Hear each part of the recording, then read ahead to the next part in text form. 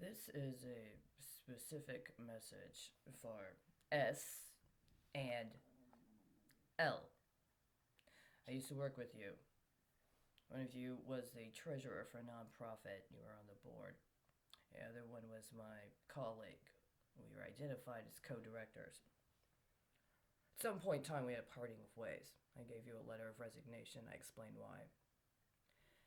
Sometime after that, things in my life changed, and S and I had a brief time where we discussed matters with each other while I was in her apartment over the holidays and toward the end of the year. Shortly after that, she assisted in purchasing a ticket for me to be transported to San Francisco via Santa Cruz, California. Now, I am acknowledging this because it has come to my attention that there were other matters involved in the decisions regarding our specific work relationship that I, at the least, was not apprised of at the time, but it has come to my attention since.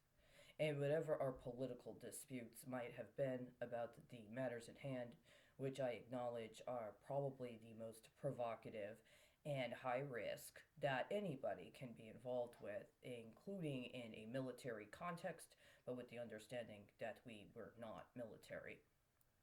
That despite those matters, there were other people who believed that it was their prerogative to literally engineer our lives and livelihoods to their advantage in complete abrogation of their constitutional responsibilities, and having already taken oath of office to uphold the Constitution in one form or another prior to attempting to engineer our lives for their advantage.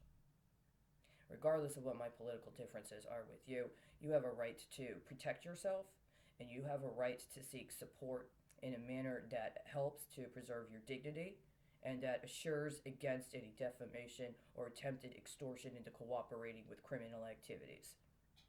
I'm letting you know that formally now. I consider what was done to us to be capital offenses. My concern is that at some point you became aware that there were others that had ulterior motives concerning our work relationship, and you took a different approach than I would have. As a matter of fact, if you still have that resignation letter or remember reading it, then you know exactly what I'm talking about. I was direct. I even acknowledged my own shortcomings in the matters at hand. I was not met with anything comparable to that. And what has happened is that I've literally now spent over 10 years being secreted, lied to, attempted for extortion, and defamed in association with acts of what is identified and characterized as terrorism. Now, the balance of power in these regards is altering. And there are those that think we need to be held quid pro quo to the same standards that we held ourselves and others to. That also includes understanding that our lives are connected to other people who do not have the same kinds of rights we do, but also don't have the same kinds of excuses for co conspiring to encroach upon the rights of other people and then promote our lifestyle as if it trumps everybody else's rights to due process or some other form of self protection. I'm not going to lie. In the last 10 years of the torture that I've been subjected to and the complete inhumanity of the response I've received from anybody I used to know, half of my brain absolutely agrees with them.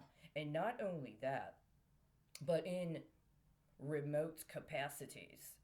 While you all expected me to be drugged and connected literally and third dimensionally to systems that made it easier for other people to acquire what would be considered legal drugs in addition to illicit drugs for as cheap or even free if possible, that half of the brain that was cut off and allowed to be used by other peoples for their advantage absolutely not only agrees but knows how to effectuate those outcomes. And I realize that now.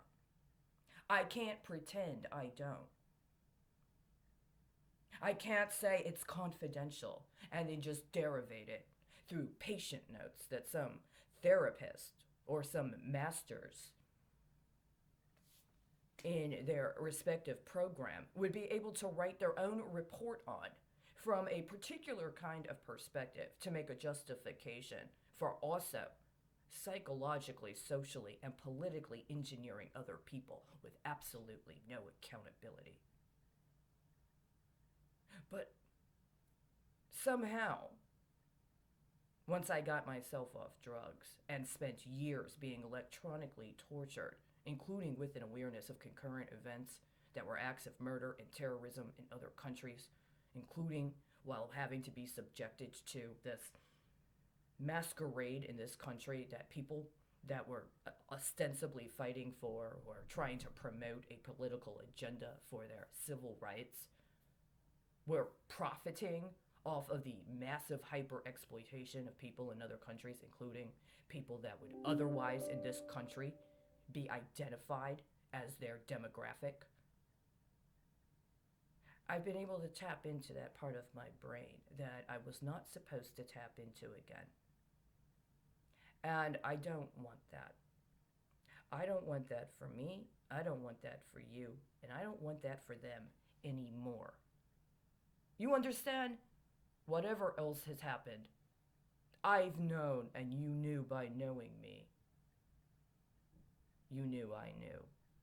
And our entire adult lives in this country were supposed to be a form of political leverage that others would wield. And if we cooperated, then we would be spared the rod, so to speak, that people in the rest of the world have been subjected to. Whatever the excuse was for deciding that for whatever reason it was okay to sacrifice me despite what you actually experienced with me personally, whatever that is, no longer has any validity. Period. Over and over and over and over again, the justification has been repudiated. Material conditions have changed. Now, I don't know what more to say because I understand that part of this problem is that there is an expectation that I communicate in a particular manner that acknowledges that there is an authority to your considerations of what is an acceptable presentation of political expression. And that failure thus far to do that has been allowed to be legitimized as some sort of aspersion cast upon me for my ostensible white skin. Let me ask you, how white am I in the Hindu Kush? I just want to know. If we're talking about a variety of people from different backgrounds and different places and different faith traditions, different historical legacies, different languages, different customs, including ones where when you tell me that you're embarrassed or that it's not acceptable for me to sit on the floor while I'm evaluating something because it's just not normal. How white am I in Afghanistan? How white am I in Pakistan? How white am I in Balochistan? Am I a white supremacist? Am I a white nationalist? Are you justified in exiling me and dispossessing me of any means of political representation because I'm a white supremacist? Because that's what's been happening for the last 25 years.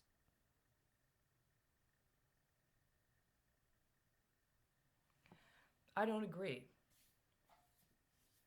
I'm not a white supremacist, but I'm also not whatever kind of supremacist you thought you were going to get away with being. It's a supremacist mindset that says that somebody just based upon a demographic profile that they should be engineered or conditioned out of an appropriate for them and their culture expression of political rights. And if they're literally trying to genocide your people, you have a right to protect yourself. It's in the Constitution. You know that? Part of our challenge has been that plenty of people go to the Constitution for their opportunistic purposes while denying that the Constitution was influenced by people that were here before. Other people weren't even interested in learning the language, but lived a way of life that inspired and influenced the people who were. Now we are where we are. Have a good day.